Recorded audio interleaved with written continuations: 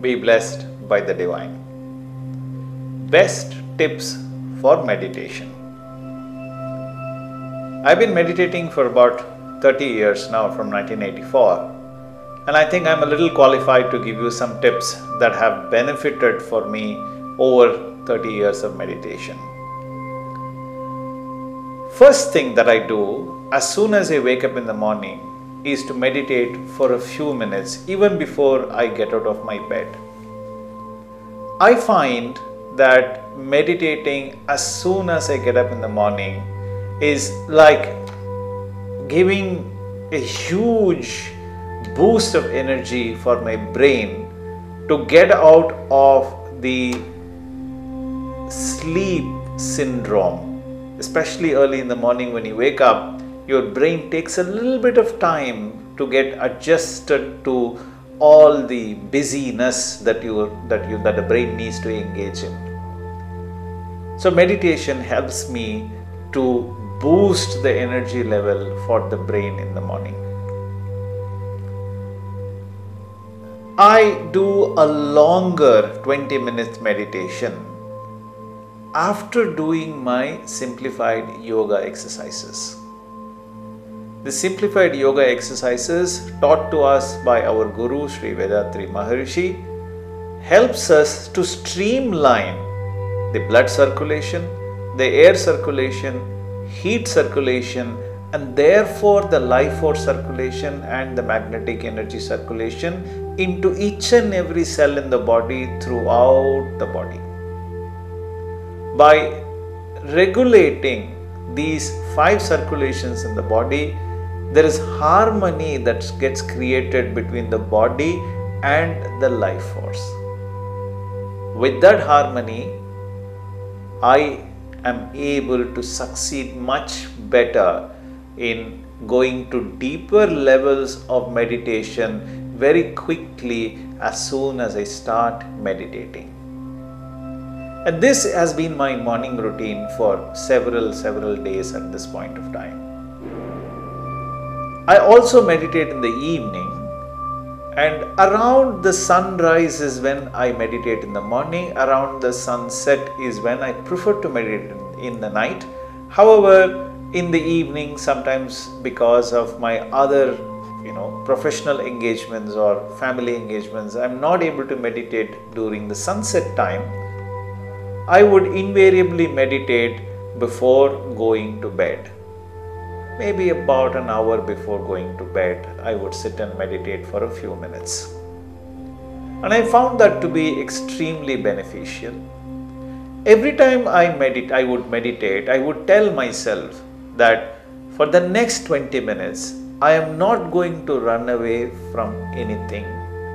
I want to just concentrate on my life force and increase my concentration power, go to the subtler levels of frequencies of the brain, so that when I come out of my meditation, I can concentrate much better on my thoughts.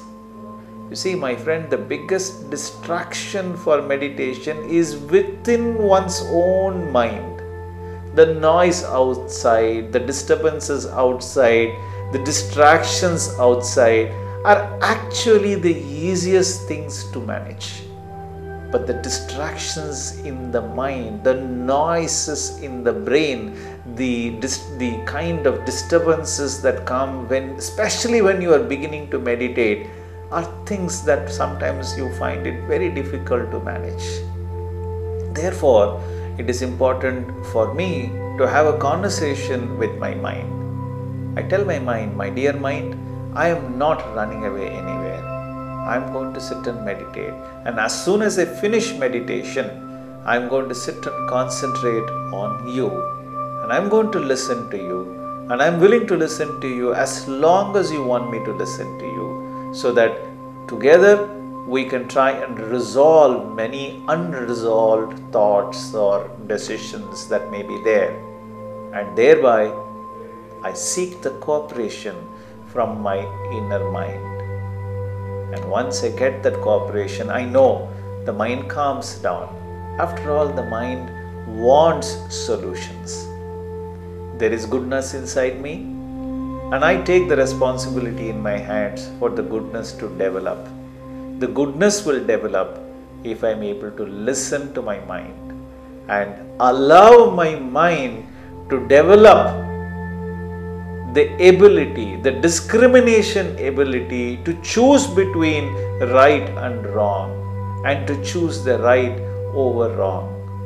Somehow it is magical from my point of view that my mind always wants to choose what is good for me and what is good for others. And I am very sure it is the same thing for you as well, my friend. That you all want to choose only things that do good for you and others. Only under extremely difficult circumstances, because of uncontrollable, unavoidable emotional state of the mind, we end up making mistakes, and most of us at most of the times regret having made mistakes in an emotional state of mind. Therefore, it is not natural for us to make mistakes. By meditating, by taking permission from the mind to meditate, you will be able to go to deeper levels of meditation and succeed. I normally sit in one or two places in my house with the least amount of disturbances from around me, and that will not cause disturbance for others. Obviously, there are places where people are moving around in my house, and I don't want to be sitting in the middle of the house and expect everybody else to tolerate my meditation practices in the middle of the day. So therefore, I choose a corner where I'm not disturbing anyone else, where others will have least chance of disturbance to me. And I sit and meditate in that particular place, and I lay a mattress, or I say lay a mat and sit over it and meditate. I make sure that there is enough ventilation. I don't need light. Light is not important for meditation unless I am doing lamp meditation, in which case I need some light. I sometimes do mirror gazing meditation. These are all techniques that are taught in advanced stages of Kundalini Yoga, in simplified Kundalini Yoga system of our Guru Sri Vedatri Maharishi. And except for one or two such meditation, no other meditation requires any light whatsoever around us.